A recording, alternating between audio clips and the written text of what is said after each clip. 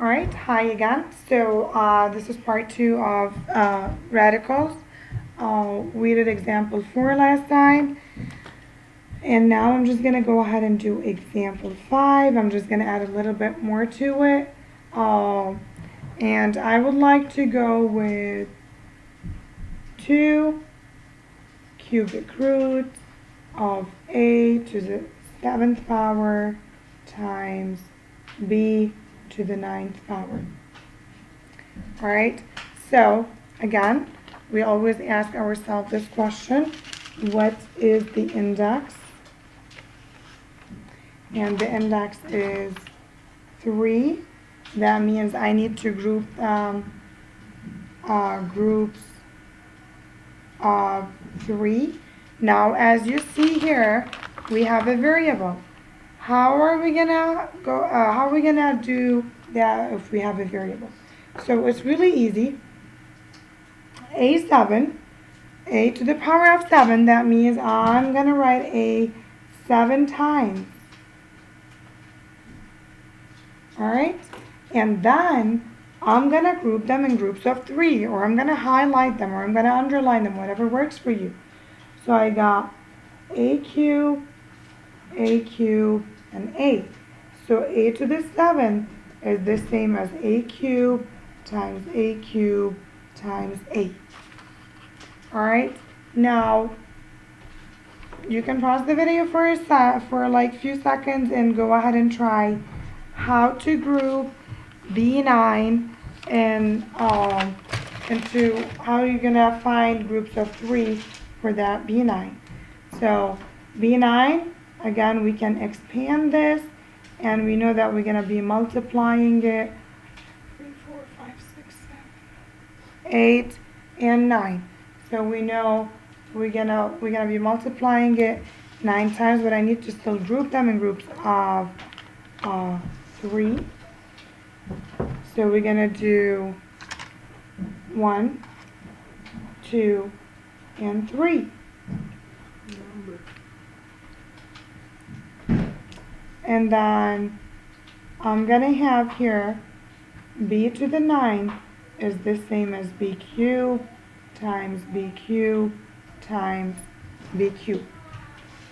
Now that 2 is outside the radical, so I'm not gonna be worrying about this. So let's go ahead and put this in the radical. So here we go. I'm gonna just write that radical again. Cubic root of a7, b9. So 2 cubic root of a7. We remember we want to substitute the ones that we actually find the exponents for. So we're looking into this and that. All right, so it's gonna be a cubed times a cubed times a, and then this replace that one, and then I'm gonna do the b is with the orange highlighter. So the b is gonna be b cubed times b cubed times b cubed, and that b was with that one. So which ones are the ones that we're gonna take outside the radical? Let's see. So we got that 3rd power and that cube, they're gonna cross out. I'm gonna just drop down the 2.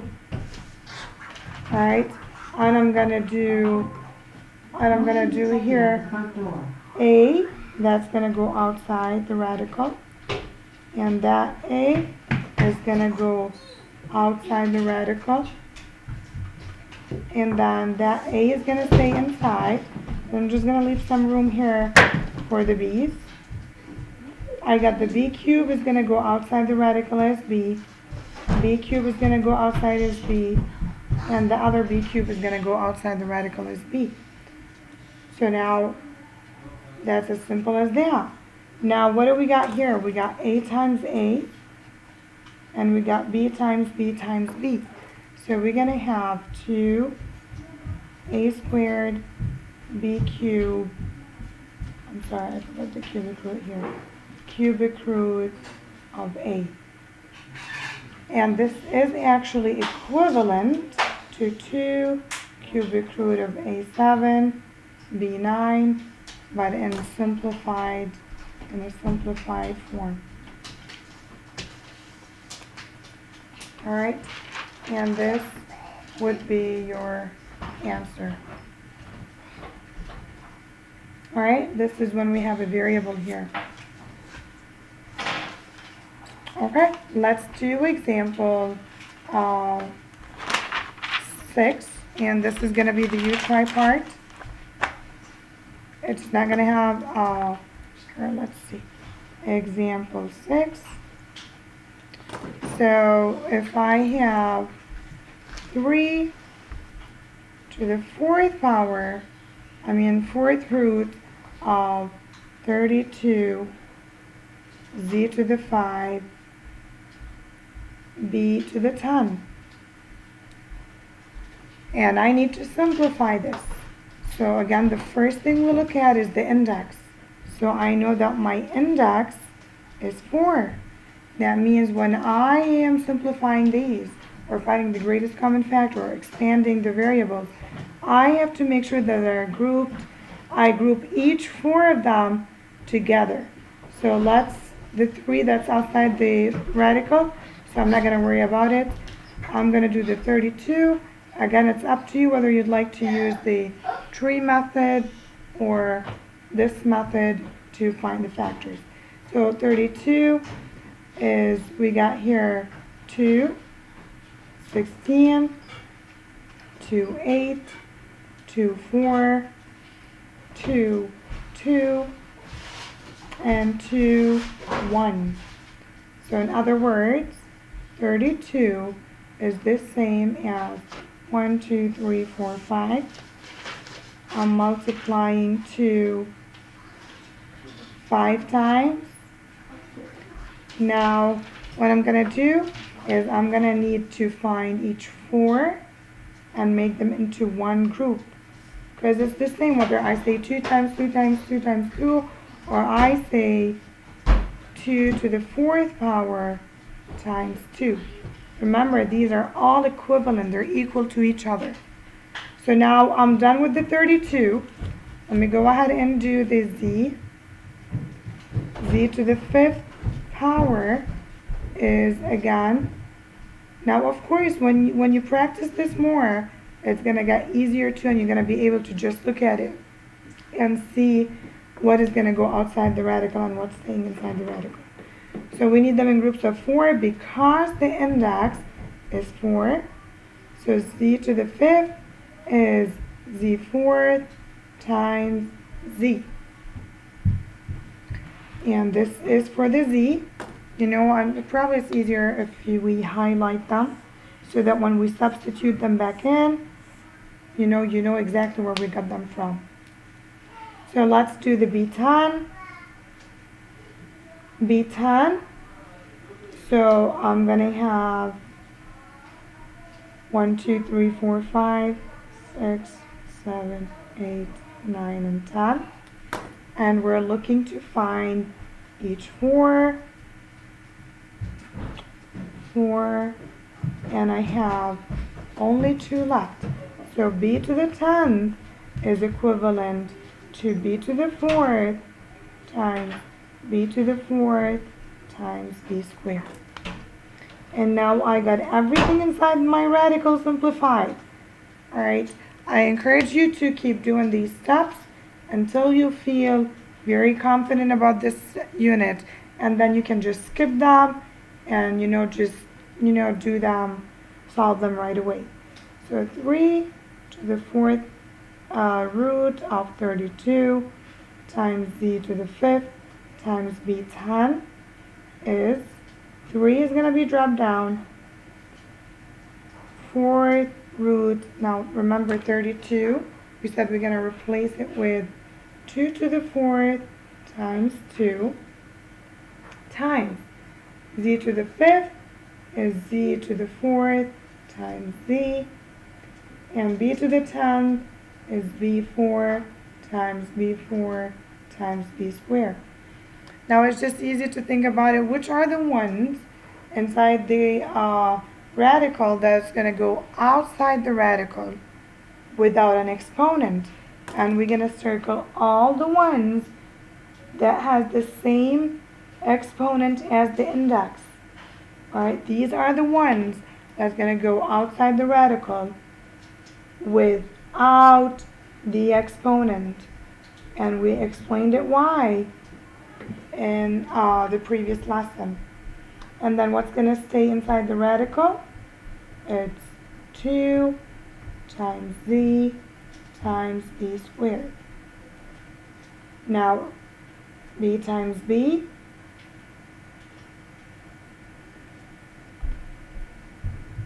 okay, I'm sorry, that 2 has to stay inside the radical. There is no 2 here.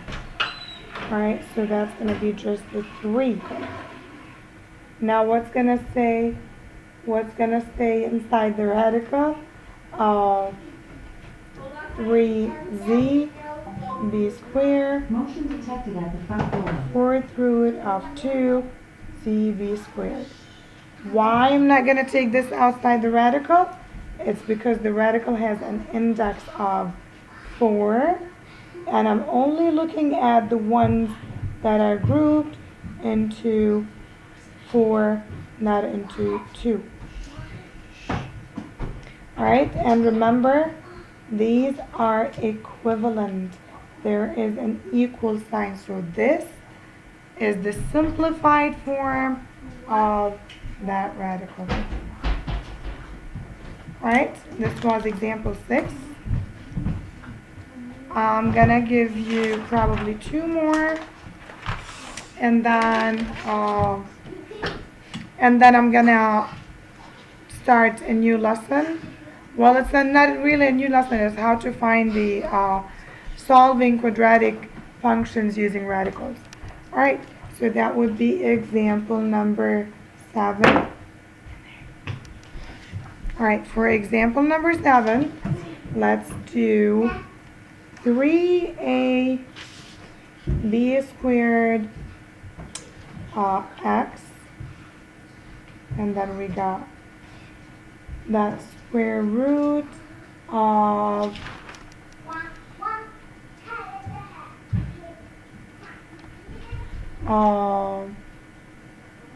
I'm just thinking of a good number, 68 a to the 7th b squared x to the 4th. And we're going to simplify this. So, how do I know that this is a square root? Well, again, when there is nothing in the index here on top of the index, that means this is a square root. And I need to group them in groups of 2. So here's what we're going to do. We're going to first take this, 68, and we're going to simplify 2, 34, 2, 17, and 17, 1. So 68 is 2 times 2 times 17. 2 times 2 is 2 square. And I need them to be 2 squares because the index is 2. Now let's do the A7.